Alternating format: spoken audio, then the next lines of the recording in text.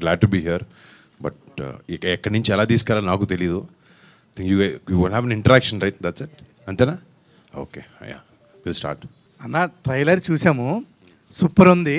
లాస్ట్లో అంటే ఈ ఏజ్డ్ క్యారెక్టర్లో మీరు ఒక డైలాగ్ చెప్తారు కదా, అదైతే మాత్రం కేసీపీడి మామూలుగా లేదైతే. అంటే ఇప్పుడు వరకు మీరు ఆల్రెడీ చేసేసారు ఇలాంటి మీ ఏజ్ క్యారెక్టర్స్. ఇది 60s ఉన్న క్యారెక్టర్ ఎలా చేస్తారు అనుకున్నాం, కానీ సూపర్ అయితే మాత్రం నాకు చాలా బాగా నచ్చింది. Thank you so much. అంటే ఆబ్వియస్లీ కొంచెం ఛాలెంజ్గానే ఉండేది నాకు చేయడానికి. ఇప్పుడు చిన్నోడి క్యారెక్టర్ అంటే ఎక్కడో నేను కూడా అదే 34-35 ఏజ్ గ్రూప్ అనమాట. So it's little easier body language ఎలా చేస్తాడు, ఎలా బిహేవ్ చేస్తాడు అని తెలుసుకోవడానికి. ఓల్డ్ క్యారెక్టర్ వచ్చినప్పటికీ సినిమాలో చాలా అకంప్లిష్ చేసి ఎవరి సహాయం లేకుండా తనంతట తాను ఒక మట్కా కింగ్గా ఎదిగిన వాసు అనే వ్యక్తి ఒక యాటిట్యూడ్తో ఉంటాడు ఆ వ్యక్తి అనమాట. అంతే, I can canker anything and anyone, ఎవడైనా నా పక్కన ఇంతే అన్నట్టు ఒక మైండ్ సెట్ తనకు ఉంటుంది. అండ్ అది కరెక్ట్గా తీసుకురావడానికి we tried a best. And సినిమాలో యాక్చువల్లీ లాస్ట్ 40 minutesలో ఆ ఓల్డ్ ఏజ్ ఫేజ్ స్టార్ట్ అవుతుంది అనమాట. I think from there movie takes a very intense turn. అంత పెద్ద ఇండియాని షేక్ చేసేసిన ఏదైతే గేమ్ ఉందో మట్కా అనే టైటిల్ పెట్టారు కదా, మీరు ఇలాంటి మట్కా లాంటి గేమ్స్ ఏమన్నా ఆడారా ఎప్పుడైనా?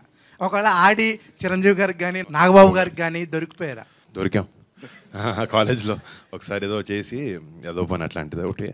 బట్ అది ఎందుకు లేవు చెప్పడం, వాళ్ళు మర్చిపోయారు, మళ్ళీ వాళ్ళు గుర్తు చేయడం దేనికి. బట్ ఒక చిన్న ఎపిసోడ్ కానీ ఒకసారి ఏదో చెప్పకుండా ఏదో గోవాకి వెళ్ళిపోయాం ఫ్రెండ్స్తో అందరితో. అక్కడ ఎవడో చూసి చెప్పాడు, ఇంట్లో వచ్చిందా గట్టి పడ్డాయి. దీంట్లో 4 stages ఉన్నాయి. దీంట్లో మీరు ఎక్కువ కనెక్ట్ అయ్యి ఎక్కువ ఎగ్జైట్ అయ్యి చేసిన ఆ స్టేజ్ ఏదైనా క్యారెక్టర్ అంటే 4 different ఇవి ఉన్నాయి కదా, మీరు ఎక్కువగా కనెక్ట్ అయ్యి చేసింది అంటే ఒకే ఒకటి ఏంటంటే అసలు ఎక్కడ తగ్గకుండా తనకు కావాల్సిన గోల్ వైపు పక్కోడు మంచి బావులు మంచి చెడులు కూడా చూసుకోకుండా ఆలోచించుకోకుండా వెళ్ళే వ్యక్తి అనమాట ఈ వాసు అనేవాడు. అంటే తన హంగర్ నాకు నచ్చింది. అంటే నేను కూడా సినిమా ఇండస్ట్రీకి వచ్చిన ఫస్ట్ నుంచి ఇప్పుడు కూడా అంటే ఒక హిట్ అయినా ఒక సినిమా పోయినా కూడా అరే నెక్స్ట్ మళ్ళీ బెటర్గా చేయాలి అని ఒక చిన్న తాపత్రయం నా మైండ్లో నా మనసులో ఎప్పుడు ఉంటుంది. సో ఆ హంగర్ వరకే ఆ క్యారెక్టర్ని కనెక్ట్, ఆ నెవర్ గివ్ అప్ అనే ఒక కాన్సెప్ట్ వరకే. బట్ మిగతావన్నిట్లో అసలు కనెక్ట్ అవ్వకూడదు. అంటే అంత మంచోడు కాదాడు. ఓల్డ్ క్యారెక్టర్ చూస్తే సేమ్ నాగబాబు గారిలో ఉన్నారన్న సేమ్. Thank you. మా నాన్నలోనే ఉంటారు కదా మరి. First one is like what excites you to accept the story and what is the core point of Matka, and third question is like can we expect sequel for this like part 2? మాకు intention లేదు sequel ఏదో చేయాలని మాకైతే, but ఒక open ఎండింగ్తోనే end అవుతుంది cinema.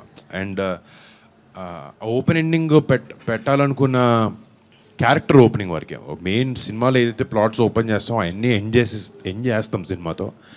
But character ఒకటి we don't close the character completely towards end.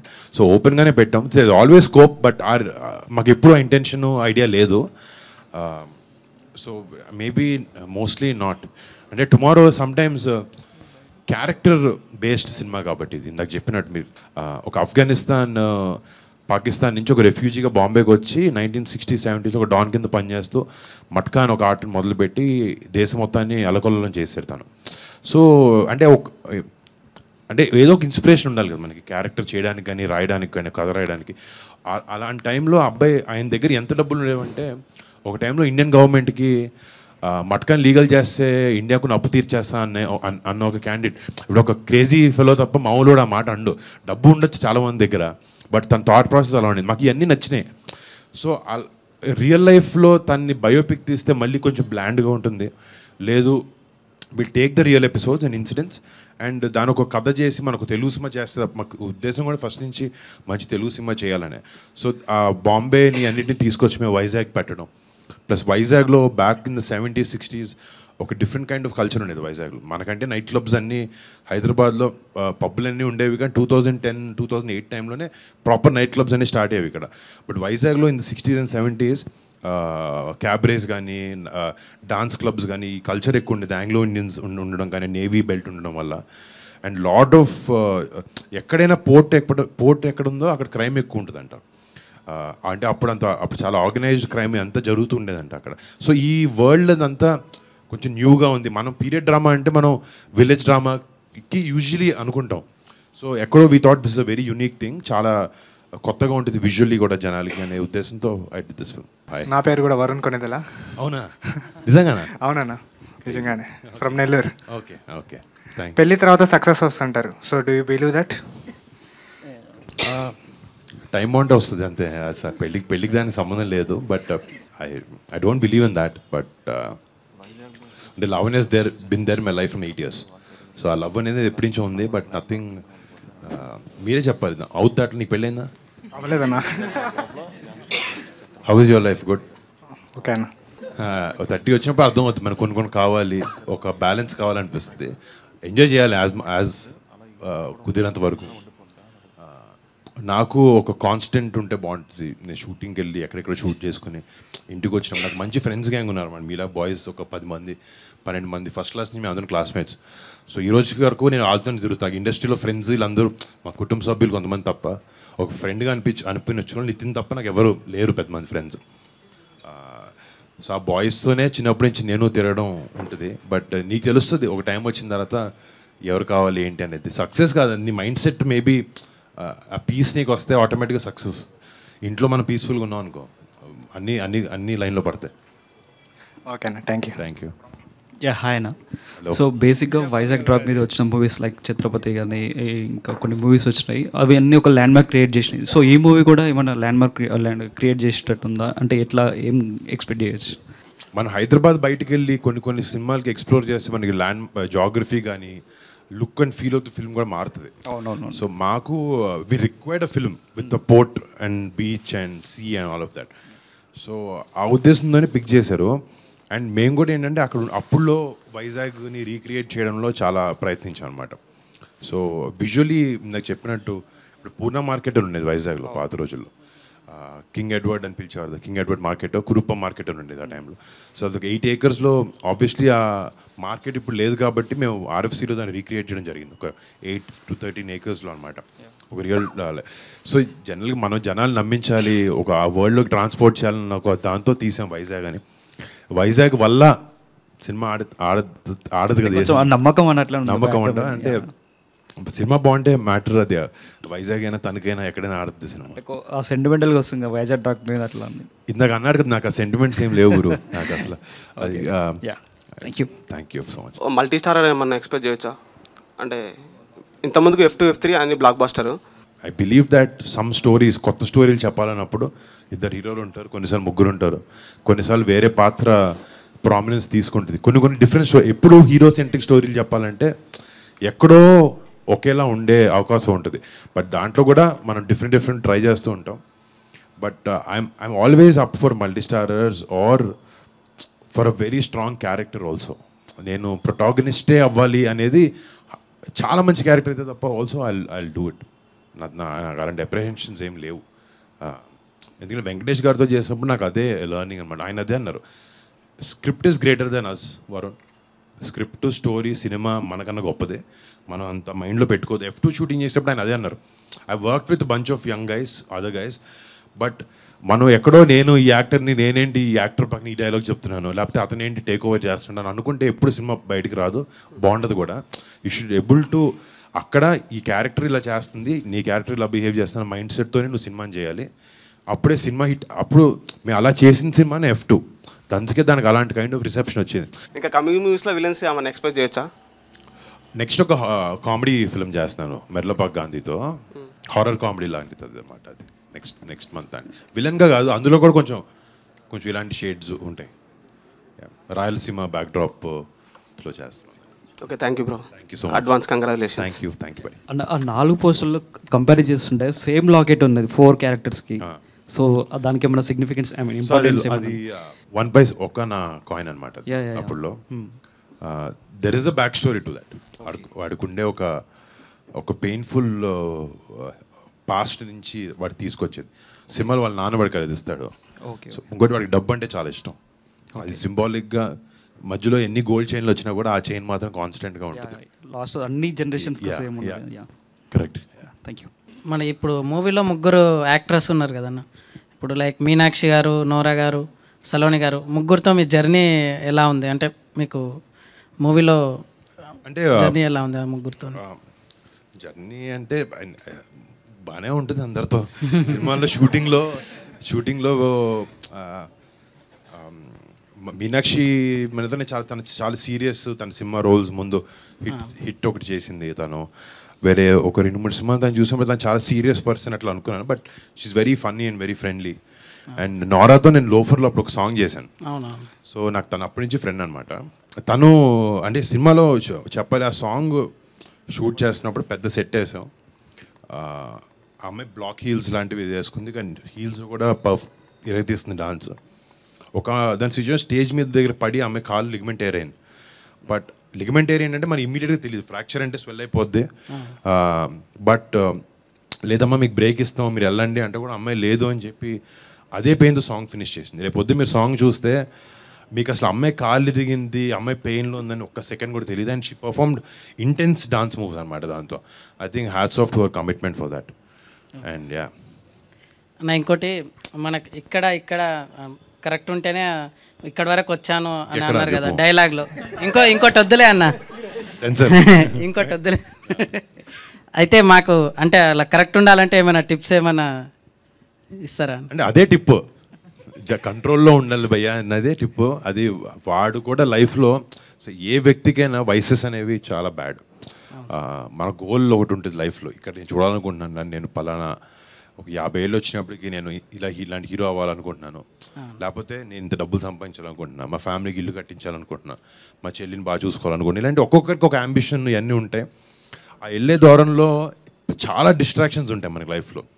So ఇందాక చెప్పింది ఏంటంటే మనకి మైండ్ మెంటల్గా హార్ట్ దగ్గర నుంచి లేకపోతే సెక్షువల్ డిజైర్స్ దగ్గర నుంచి మనకి కంట్రోల్ ఉంటే లైఫ్లో మనం ఎక్కడ ఏ యావిగేషన్ లేకుండా మన గోల్ వైపు మనం వెళ్తూ ఉండొచ్చు. సో అలాంటి క్యారెక్టర్ వీడు. సో నీకు చెప్పిన అది మనందరికీ కాలేజ్ టైంలో ఉన్నప్పుడు అందరం ఆ యావిగేషన్స్ ఉంటాయి. బట్ ఎంత అర్లీగా మనం బయటకు వచ్చేసి అది ఎంజాయ్ చేయాలి. You understand? I'm talking about like not vices, but నేను ఒక యంగ్ ఏజ్లో యూత్లో ఉన్నప్పుడు మన కాలేజ్ బంకులు కొడతాం, బయటకు వెళ్తాం, తిరుగుతాం అని ఆ టైప్ చెప్తున్నా. అలాంటివన్నీ చేయాలి, కానీ కరెక్ట్ టైం వచ్చినప్పుడు అన్ని కంట్రోల్లో పెట్టుకొని రియలైజ్ అయ్యి లైఫ్లో సీరియస్నెస్ తెచ్చుకోవాలి, ముందుకెళ్ళాలి జీవితంలో. అంటే అందరం పైకి రావాలని అనుకుంటాం కదా జీవితంలో, ఒక బెటర్ ప్లేస్లోకి వెళ్ళాలి అనేది. సో దాని గురించి ఆ కంట్రోల్ ఇదంతా కాకుండా ఈ కంట్రోల్ కూడా ఉండాలి మనకి. ఎందుకంటే మాట అనేది చాలా ఈజీ బ్రో. ఒకసారి నోట్లోంచి అనేసిన అది వెళ్ళిపోతుంది, ఇంక దాని వెనక్కి తీసుకోవడం ఉండదు. సారీ చెప్పొచ్చు తర్వాత, బట్ ఒకసారి నోట్లోంచి వచ్చేసిన మన క్యారెక్టర్ని జడ్జ్ చేస్తాను అందరూ. సో ఏదైనా మాట్లాడేటప్పుడు కూడా మనం 1-2-3 ఆలోచించి మాట్లాడాలి. I believe that personally. That's అన్న, మీరు సాయి ధరమ్ తేజ్ ఏదైనా బ్రదర్స్ లాగా ఏదైనా కాంబినేషన్లో ఏమైనా మూవీ చేస్తాం బ్రో. అండ్ నాకు తేజ్తో చాలా బ్యూటిఫుల్ రిలేషన్షిప్ ఉంది. మధ్యలో మేము ఇద్దరు అనుకున్నాం కూడా, ఎవరో ఒక డైరెక్టర్ వచ్చాడు, but it was not up to the mark. So అందుకే వదిలేసాం. అంటే ఇలాంటివి మేము 2-3 సార్లు చేయలేము. కొడితే ఒకేసారి మంచి సినిమా చేయాలి, అది బాగా ఆడాలి, జనాలందరికి నచ్చాలి. But we're open to do film together. ఇప్పుడు మీనాక్షి చౌదరి గారు హీరోయిన్ కదా, how sir character going to be like, ఎలా ఉంటుంది? అంటే సినిమాలో మెజారిటీ ఆఫ్ ద క్యారెక్టర్స్ వీడి జర్నీలో వీడితో ట్యాగ్ ఇన్ అయ్యి ఏ ఫేజ్ నుంచి ఏ ఫేజ్కి వెళ్తారని. మీనాక్షి అంటే ఒక వెరీ అడాలసెంట్ ఏజ్ నుంచి ఒక నోటి దగ్గర ఒక ప్లేట్ మీద ఫుడ్, టేబుల్ మీద ఫుడ్ లేని స్టేజ్ నుంచి వాడు కింగ్ వెళ్ళే వరకు వాడి గ్రోత్ని చూస్తూ పెరుగుతూ వాడి పక్కన ఉంటుంది అనమాట. It's supporting Vasu. ఒక మంచి క్యారెక్టర్ తందే. అంటే వాసు తప్పు చేస్తే ఆడు ఎవడు మాట వినే వ్యక్తి కాదు. ఈ అమ్మాయి ఒక్క చోట దగ్గర ఆగుతాడు, వింటాడు, ఆలోచిస్తాడు. So it is an important role. And ఒక ఎమోషనల్గా movie takes off different twist Meenakshi character వల్ల. And I think she's done amazing job as an actor. 4 characters, అదే 4 phases యాక్ట్ చేశారు కదా, మీకు అందులో బాగా ఛాలెంజింగ్ అనిపించింది ఏ phase? The old phase only was difficult. అంటే ఏ టైమ్ లైన్స్లో 1982 ఈ ఓల్డ్ క్యారెక్టర్ వెనకాల చేసినప్పుడు అంటే పర్ఫార్మెన్స్ ఇది అంతా కాకుండా కాస్ట్యూమ్ లేకపోతే మేకప్ కూడా ప్రాస్థెటిక్ అన్నీ చేశాను సినిమాకి. సో ఒక 1.5 hour వరకు పట్టేది మేకప్ చేయడానికి, ఆ ఏజ్ డిఫరెన్స్ తెలియడానికి. అండ్ ఇంకోటి మనిషి కొంచెం ఏజ్ వచ్చే కొద్దీ ఏంటంటే మనకి కొంచెం ఫేస్ టైట్గా ఉంటుంది, కొంచెం ఇలా డ్రూప్ అవుద్ది అనమాట ఫేస్ మన ఏజ్ పెరిగే కొద్దీ. సో ఒక మౌత్ పీస్ లాంటిది ఒకటి పెట్టుకున్న ప్రాస్థెటిక్ ఒకటి, అంటే సో ఒక చిన్న డ్రూప్ ఉంటుంది మనిషికి 50-40 దాటిన తర్వాత, స్కిన్ లూజ్ అయ్యి. సో అది పెట్టేటప్పుడు it's very difficult to talk. So అది అవర్స్ టుగెదర్ నోట్లోనే ఉండేది, వర్డ్స్ వస్తూ ఉండేది అన్నమాట, నీట్గా వచ్చేవి కాదు. It is difficult to maintain that, but అలవాటు అయిపోయింది విత్ టైం. థ్యాంక్ యూ అన్న, wishing all the best. Thank you. Multi universe, cinematic universe అని చాలా వస్తున్నాయి కదా. ఇప్పుడు మీకుండే కట్అవుట్కి అంటే ఒక మంచి క్యారెక్టర్ రాసి సూపర్ హీరో లాగా అట్లా ప్లాన్ చేయొచ్చు, అట్లాంటివి ఏమన్నా ప్లాన్స్ ఉన్నాయి మీకు ఫ్యూచర్లో? ఇప్పుడు ఆ ట్రెండ్ నడుస్తుంది కదా. సో నేను అన్ని సూపర్ హీరో ఫిల్మ్స్ చూసి ఎవ్రీ ఫిల్మ్ ఆల్మోస్ట్ థియేటర్కి వెళ్ళి చూస్తాను. బట్ మొన్న హనుమాన్ చూసినప్పుడు నాకు చాలా బాగా నచ్చింది. అంటే very well made super hero ఫిల్మ్లో మన మైథాలజీని వాడుకుంటూ కొత్తగా ఆ విలన్ క్యారెక్టరైజేషన్ చూపించినప్పుడు నాకు చాలా బ్యూటిఫుల్గా అనిపించింది. ఆరిజిన్ స్టోరీ ఉంటుంది కదా, ఫస్ట్లో ఒక చిన్న వాళ్ళ మదర్ని ఫాదర్ని చంపేస్తాడు చిన్న పిల్లడు villain. I felt that was very beautifully done for a Telugu audience అనమాట. ఎక్కడో ఆ సెన్సిబిలిటీస్ అర్థం చేసుకుంటున్నారు. ఇప్పుడు మెల్లగా I think we're moving towards that. మంచి సినిమా వస్తే ఐ డెఫినెట్లీ. ఇది ఓజీ వస్తుంది కదా సినిమా, ఆ ప్రాజెక్ట్ అనౌన్స్ కాకముందు సుజిత్ గారు మీతో అని అప్పట్లో ఆర్టికల్ రాసేసారు, నిజమేనా అని? అంటే అనుకున్నాం ఏదో చేద్దామని, ఓకే. బట్ నాకు వేరే కమిట్మెంట్స్ ఉన్నాయి and Sujith had to do that film. ఒక ప్రాజెక్ట్ అయితే ఒక స్టోరీ ఉంది, విన్నాం మేము, తను నరేట్ చేశాడు నాకు. But we should see how that turns out. అంటే కమిట్మెంట్స్ లేకపోతే అన్నీ చూసుకొని మేబీ తను చెప్పడం మాత్రం నా కథ మీరు నేను తను చేస్తే బాగుంటుందని ఉద్దేశం ఇద్దరు ఉన్నాం. And maybe will do that some time in the future. Okay, all the best. Thank you so much. Same release date రోజు కంగువా కూడా రిలీజ్ అవుతుంది కదన్నా. రైట్ సూర్య. లైక్ మొన్న దీపావళికి 3 హిట్ అయినట్టు ఇది కూడా హిట్ అవుతుంది, 2 హిట్ అవుతాయి అని అనుకుంటున్నా. See, all films should do well, irrespective of language, anything. Industry అప్పుడే బాగుంటుంది and distributors బాగుంటారు and all of that. I totally understand what you're saying. Thank you. TFI బాగుండాలి. అది ఒక మీమ్, జోక్, అది స్లోగన్ అన్న. స్లోగన్ బాగుండాలి, డెఫినెట్గా బాగుండాలి. యాక్చువల్లీ ఫ్యూచర్లోని పవన్ కళ్యాణ్ గారితో కానీ చిరంజీవి గారితో కానీ వాళ్ళ మూవీస్లో విలన్గా యాక్ట్ చేసేది ఏమన్నా ఎక్స్పెక్ట్ చేయొచ్చా? లైక్ మీరు ఇందాక అన్నారు కదా DC villain system, origin story system, అలాంటి పవర్ఫుల్ విలన్ ఏమన్నా ఎక్స్పెక్ట్ చేయొచ్చా?